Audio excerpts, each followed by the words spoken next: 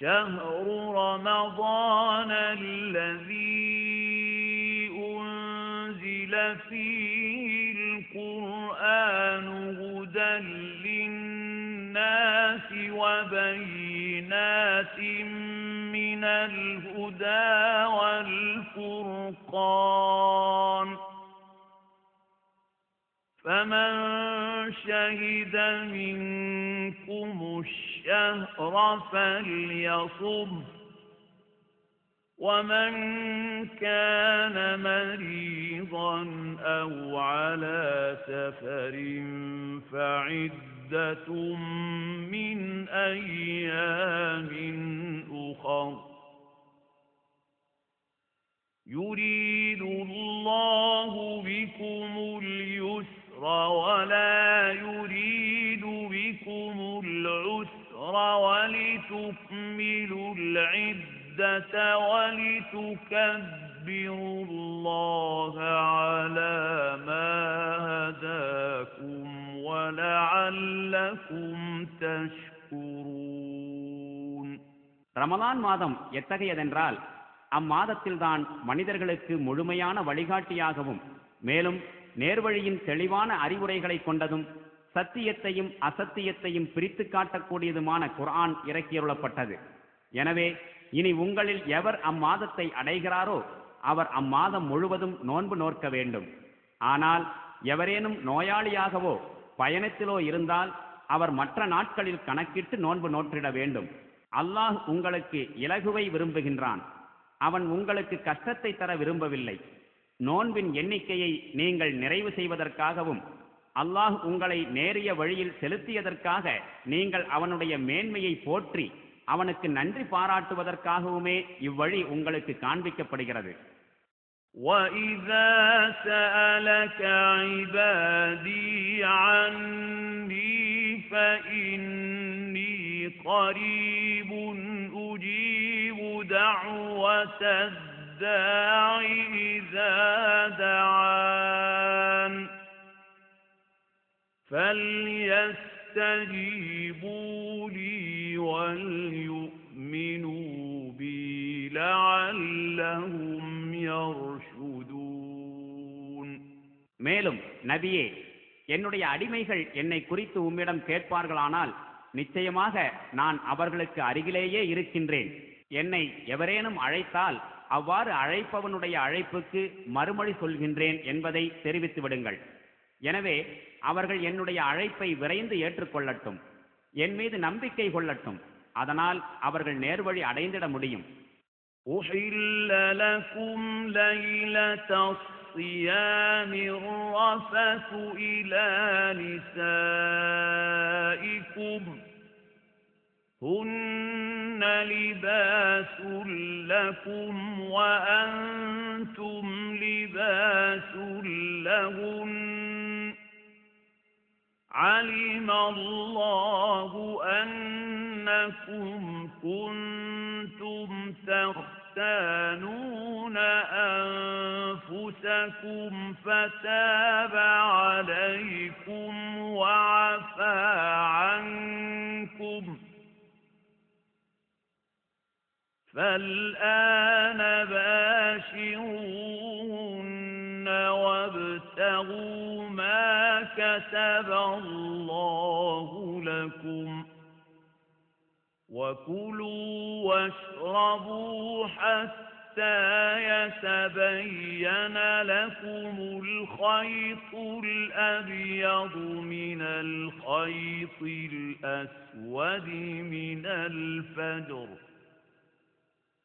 ثم أتموا الصيام إلى الليل ولا تباشروهن وأنتم عاكفون في المساجد تلك حدود الله فلا تقربوها كذلك يبين الله آياته للناس لعلهم يتقون. நோன்பு கால இரவில் நீங்கள் உங்கள் மனைவியருடன் கூடுவது உங்களுக்கு அனுமதிக்கப்பட்டு விட்டது. அவர்கள் உங்களுக்கு ஆடையாகவும் நீங்கள் அவர்களுக்கு ஆடையாகவும் இருக்கின்றீர்கள். நீங்கள் உங்களுக்கே வஞ்சனை செய்து கொண்டிருக்கிறீர்கள் என்பதை அல்லாஹ் அறிந்து கொண்டான். எனினும் உங்கள் பாவ மன்னிப்பு கோரிக்கையை ஏற்றான். மேலும் உங்கள் குற்றங்களை பொறுத்தருளினான். இனி இரவில் அவர்களுடன் நீங்கள் கூடுங்கள். அல்லாஹ் அனுமதித்துள்ள இன்பங்களை பெற்றுக் கொள்ளுங்கள். இன்னும் விடியற்காலையில் வெள்ளை நூலையும் கருப்பு நூலையும் பிரித்தறிய முடியும் வரை நீங்கள் உண்ணுங்கள், பருகுங்கள். பின்னர் இவற்றையெல்லாம் தவிர்த்து இரவு தொடங்கும் வரை நோன்பை நிறைவு செய்யுங்கள். ஆனால் மஸ்ஜிதுகளில் நீங்கள் இஅ்திகாஃப் இருக்கும் நிலையில் மனைவியரோடு கூடாதீர்கள். இவை அல்லாஹுவினால் ஏற்படுத்தப்பட்ட வரம்புகளாகும். எனவே அவற்றை நீங்கள் மீறாதீர்கள். மக்கள் தவறான வழிகளிலிருந்து தங்களை காத்துக்கொள்ளும் பொருட்டு தன்னுடைய கட்டளைகளையும் விதிகளையும் அல்லாஹ் இவ்வாறு தெளிவாக்குகின்றான்.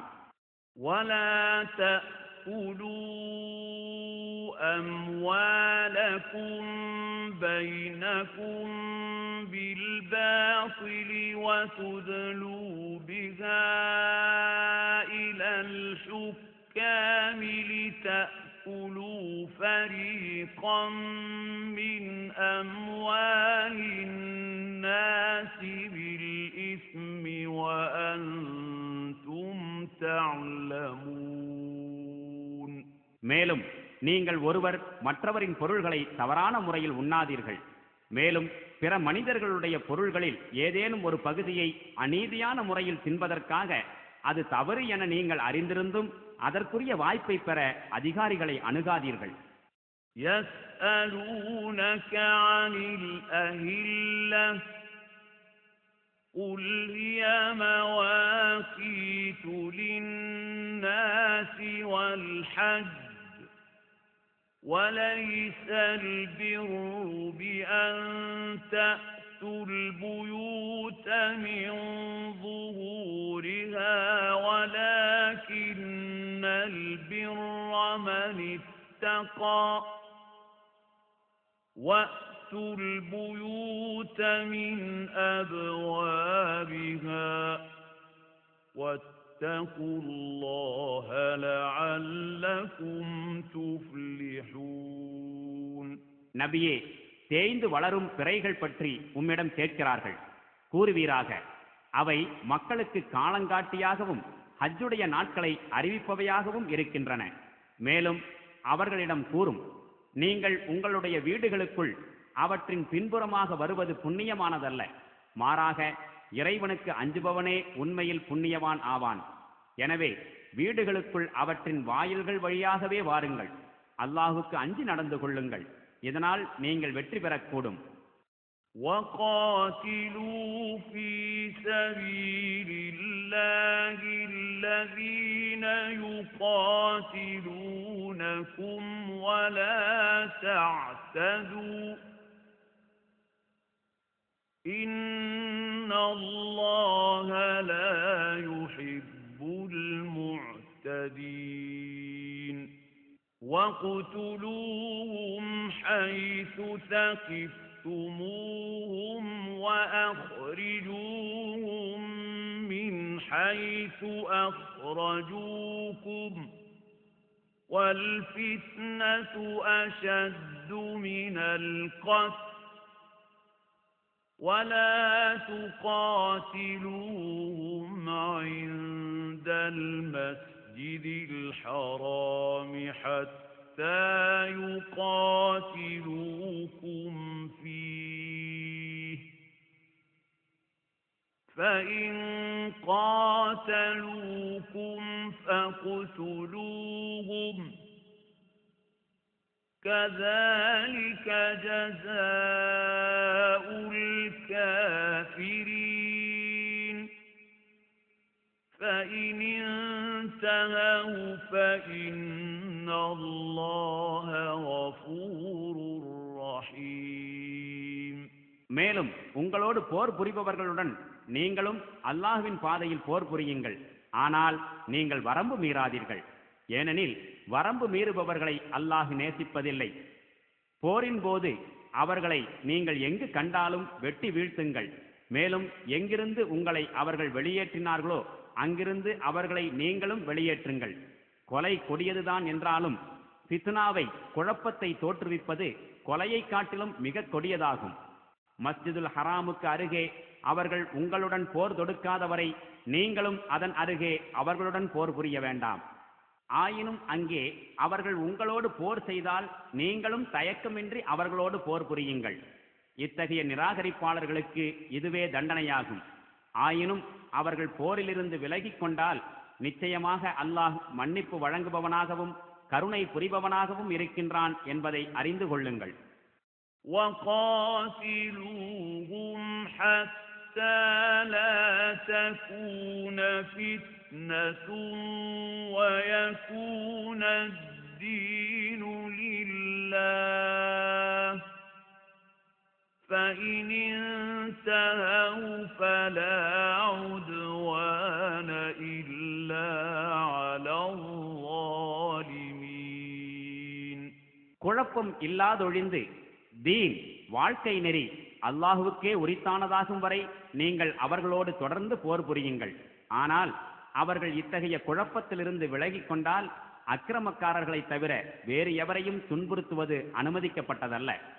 الشهر الحرام بالشهر الحرام والحرمات قصاص فمن اعتدى عليكم فاعتدوا عليه بمثل ما اعتدى عليكم واتقوا الله واعلموا أن الله مع المتقين. போர் தடை செய்யப்பட்ட சங்கைக்குரிய மாதத்திற்கு சங்கைக்குரிய மாதமே ஈடாகும். மேலும் சங்கைக்குரிய அனைத்திற்கும் அவற்றின் கண்ணியம் மீறப்பட்டால் சமமான அளவில் ஈடு செய்யப்படும். எனவே உங்களிடம் எவரேனும் வரம்பு மீறினால் அவர் எந்த அளவிற்கு உங்களிடம் வரம்பு மீறினாரோ அந்த அளவிற்கே நீங்களும் அவருக்கு பதிலடி கொடுங்கள். ஆயினும் அல்லாஹுவுக்கு அஞ்சி வாழுங்கள். வரம்புகளை முறிப்பதிலிருந்து விலகி இருப்பவர்களுடன் அல்லாஹ் இருக்கின்றான் என்பதை உறுதியாக அறிந்து கொள்ளுங்கள். وَأَنفِقُوا فِي سَبِيلِ اللَّهِ وَلَا تُلْقُوا بِأَيْدِيكُمْ إِلَى التَّهْلُكَةِ وَأَحْسِنُوا إِنَّ اللَّهَ يُحِبُّ الْمُحْسِنِينَ. அல்லாஹுடைய வழியில் செலவு செய்யுங்கள். மேலும் உங்களுடைய கரங்களால் உங்களுக்கு அழிவை தேடிக்கொள்ளாதீர்கள். இன்னும் நீங்கள் நன்மை செய்யுங்கள். நிச்சயமாக அல்லாஹ் நன்மை செய்வோரை நேசிக்கின்றான்.